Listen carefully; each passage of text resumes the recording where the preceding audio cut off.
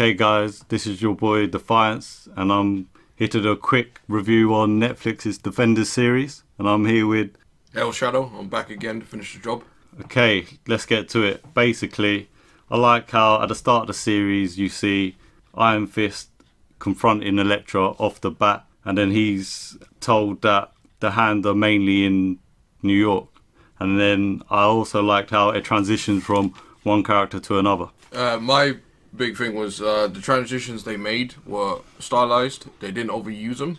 It would have been cool to see them a bit more. There were times it was stilted, so you would see a transition and then it would just cut to a normal. Okay, I also liked how they were brought together slowly. It wasn't just like, here are four groups of people and they just, somehow meet. It was everything led to one another, like Luke Cage and Iron Fist met.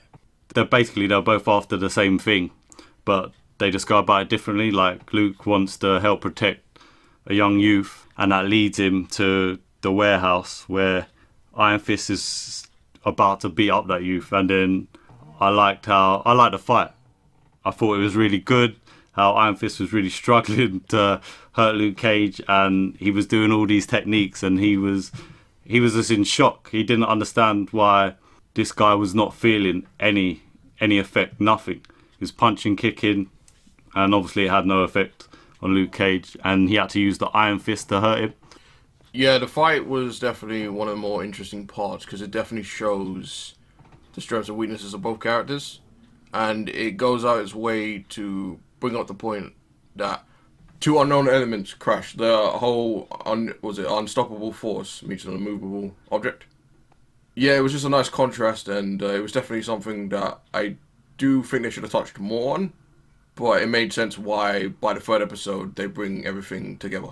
Yeah, and that's one thing I did like. At the end of the third episode, they all finally meet, and the fight sequences in the hallway, it was good. It was good. You could see that, yeah, they're not a well-oiled machine yet, so, they are getting in each other's way a bit. But, yeah, that was definitely one of the standout scenes.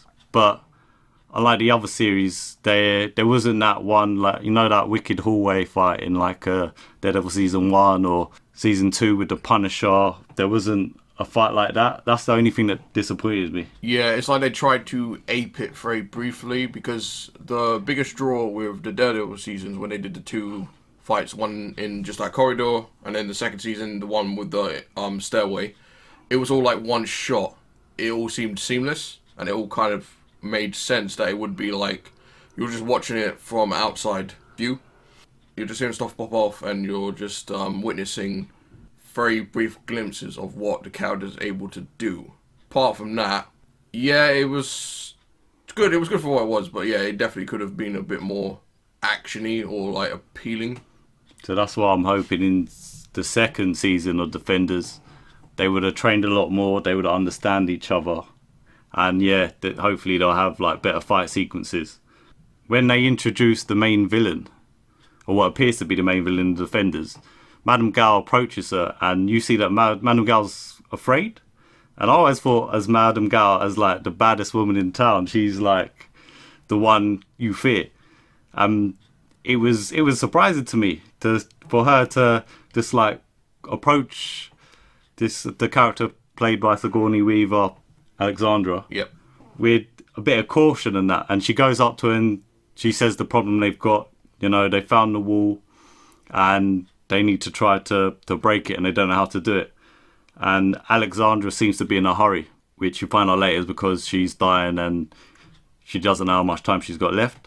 So that was good, but then throughout the series, Angela doesn't do anything for her to warrant that fear from Gao or any of the other Hand members, which they show that they call them the Five Fingers of the Hand, and they're like the best of the best. They were kicked out of Kunlun back in the day, which is, it's not specified like how long ago it was, but as they talk about it, you find out that, okay, yeah, it was quite a few centuries ago or whatever. But yeah, she doesn't really do anything to warrant the fear from Gao or any of them, and her leadership skills are kind of poor, like all of theirs, to be honest. As a team, they're, I would say, even more dysfunctional than the actual Defenders themselves. What do you reckon? I would have to agree because the whole point of each of the five, in their respective field, they're all boogeymen, and Alexandra is meant to be the boogeyman. Like, it answers the question: what does Satan fear himself? As defines brought up with Madame Gao. We've went through 4 other series where I think she's appeared in at least 3 of them. I don't think she appeared in Jessica Jones and maybe not Luke Cage. Yeah, that's true. But she was always the one you feared. She was the badass. She was the most consistent like threat throughout all of them. And the fact that she's afraid of someone else, like there's a greater power at work that even she's willing to bow down and like take a knee, is interesting. But as it's been pointed out, nothing really comes of them. Like White Hat, Murakami, and even Bakura. They're all meant to be these strong counterparts or whatever. Like, you hear stories and tales of what they can do and whatever. And the first time you meet Murakami, for example, he's literally gutting a moon bear. And it gives him that sinister vibe of he doesn't give a shit. He doesn't care if someone's talking to him. He's still going to cut someone's head off or torture somebody and just act like it's a Friday evening. Especially as Alexandra, goes to him and she's like, we need to work together. Yep. To, unlock the wall or whatever, or break it down and, defeat these defenders, these guys with superpowers. Yeah, it definitely comes across, it has the same issue a lot of Marvel cinematic movies have, where they have an idea for a villain, and the villain just doesn't end up doing anything of importance, or you don't get the feel of this character was actually worth being the main villain, being the big threat. Because a lot of times they come across underpowered, or just underappreciated. Like, the biggest villain we've had who was actually interesting, who was actually like a common threat to everyone around him, would have to be Killgrave. In the Marvel Cinematic Universe, the only one who's really come close is Loki, and Loki is at best inconsistent. Yeah, no, I totally agree with that. Moving on to that point, we gotta address the elephant in the room, Stick. Now, I want to take a brief moment just to bring up the fact, literally within 30 seconds, this man cuts off his own hand, defeats 2 henchmen and the Black Sky and Alexandra, ducks off a screen, and is literally escaped for a vent. This is all in 30 seconds. That's the type of shit that they didn't show throughout Defenders. Like, you get brief glimpses of that in the other ones. Like, there's literally a moment in, I think it's Daredevil season 1, or it's maybe in season 2, where Stick and literally Daredevil are squaring off, and it's a bloody fight. They both don't come out of the fight unscathed. And Stick, at certain points, he's having this fight like all his life. He's been literally raised to be a part of this grand war between the Chaste and the Hand. And there's just so much that's just left undesired. Like, as Defiance will point out, his death is just lackluster. Like, it's really just, they just killed off a side character. Like, in every Netflix series, there's always an old character that they just kill off very coldly, very fierce, and out of all of them, he's definitely the one who had the least amount of impact, despite the fact of him having, like, probably the biggest importance as a whole of all the series.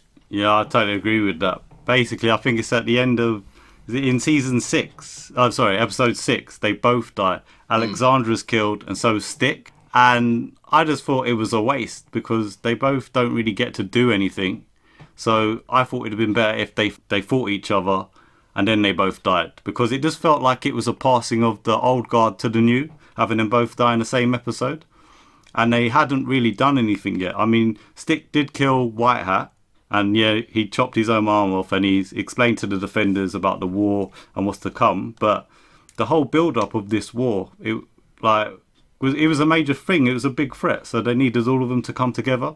But the actual finale of the whole thing, it was just rather lackluster, and it just seemed like they just wanted to get the Hand over and done with, to be honest. Like, it wasn't written particularly well. So for me, yeah, that was kind of really disappointing. I will bring up one point. I do like the fact that in the start of episode 6, you see Alexandra listening to a gramophone. Or she's listening to an old-timey record. I forget what it is. It is very reminiscent to Hellboy, where Hellboy's father, just before he is murdered by Rasputin's right-hand man, the weird, creepy fish guy with the like in a black gimp suit. Yeah, I don't know his name. You listen to "We Will Meet Again," and it's a very iconic scene of like he knows it's the end. I don't think they tried to intentionally, but it does come across like it's kind of aped in that moment because Alexander's just listening, and he gets to the part where this track skips, and you can tell like, oh, it's got old, it's busted. And when she takes it off and she's analyzing it, you can tell that it's like the end is near. She's taken the moment to look at something that was once pristine in mint condition that you could just appreciate for all its value, and now it's just become a relic of the past. And it's a very appealing scene of like you get some depth to a character, but as we said, those are fleeting moments. We don't get the chance to fully appreciate. Like as I said in the other review, I don't think they should have got Sigourney Weaver. She's too good for the part. She doesn't get to use her talent. And same for a lot of the other hand, like they may not be as well-known actors or actresses, but at the same time, these are people who are meant to be a problem. They're meant to be what's considered the ultimate evil of the overarching story. And it just ends. It's literally swept under the rug like nothing. I've already said my thoughts about who the new hand, well, should turn out to be, which is the most logical, it made the most sense. It's all early days, so we don't know how it's going to go. Only time will tell if everything becomes a concrete mass or it just kind of falls apart. Yeah, I just thought there was one episode, I think it's episode 7, where they spend too much with the side characters and it's in the precinct. And I think you spend like at least half of the episode in there. And they're just moving from one room to another. The side character, Misty, she becomes really annoying. Like, she keeps repeating the same thing over and over again. Telling them, like, yo, you best tell me everything I need to know or we're putting you in jail. And it's like, she knows Luke. He helped her out before. You'd think she'd trust him a bit.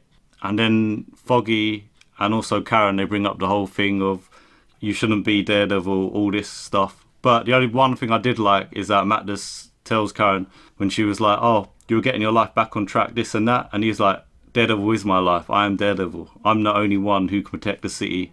And he just explains it. So I'm hoping that shut all that down. So in future seasons, we don't have to keep doing this back and forth stuff. I was going to bring up this point right at the end, but yeah, the supporting characters. There definitely is certain people that should have got, who should have shined better than others. There should have been next to nothing of Trish and Karen. I get why Trish was important because of her radio show, but at the same time, it's literally like one scene and that's the end of it, and then it's referenced again at the end. Karen didn't need to be there. She's gone. She's moved on. You're not important anymore to the story. But I will agree that certain people definitely should have stood out more. I wanted to see more Foggy, definitely of more Malcolm. Hogarth would have been cool instead of just 2 scenes and then she's gone. She's not even important anymore. And Claire. We have to take a moment to bring up the fact that Claire, who literally is the person who brings them all together, she's enfolded all of them. She's literally the linchpin. She's the one character that ties them all together. And she's such a ghost in this. Like, she's just a background character. To the point where it's like, why would they even bother say, hey, come back, do the season? Like, she could have just not been there and just said, oh, she's on holiday or something. Colleen and Misty both have the same issue where they are kind of controlling and they're not understanding the situation. It's like, you both been through this. You're both badasses in your own right. You don't have to do this damsel in distress, like, I need to take charge type thing. So it would have been cool if they kind of took a step back and other characters got to shine. But yeah, that's about it. Yeah, so overall, I thought the series was really good. It wasn't great. They need to flesh out Iron Fist a bit more because they did spend a lot of time, obviously, reintroducing his character because they know a lot of people didn't like Iron Fist. And that was one major improvement, I thought. He's actually a likeable character. He's integral to the story. So, yeah, I'm just hoping in future seasons that they make sure that the bad guys are on point, to be honest. What do you reckon? Yeah, I do agree. And they definitely should take the time to not listen to the fans so much and go, yes, the crossover needs to be 13. Everything else can be shorter, but the crossover needed to be longer by far because there's too much of elements lacking where you could have had a scene, you could have had something else to develop the characters, because if it was just a little bit longer, we definitely would have got more impact about the Hand and like everyone else. The final point I will bring up though, Me personally, I was able to figure out a lot of stuff easily. I don't know if that's just me or it showed, but like I knew what the deal with Alexander was. I knew about the architect. I knew what the substance was, what was behind the wall, and there was other stuff as well. But for the most part, they just need to focus on the series, try and make it its own thing, and not try to cater too much to fans. Like it's cool to have references. It's cool to be like, hey, we'll listen to fan input, but do your own thing. Do your own unique take, because I prefer the darker series, and the only one that's really dark is Jessica Jones and Daredevil. But yeah, apart from that, that's all I really want to see. Oh, so yeah, so that's it from us today, guys. Subscribe, like, comment, and I hope you enjoyed it.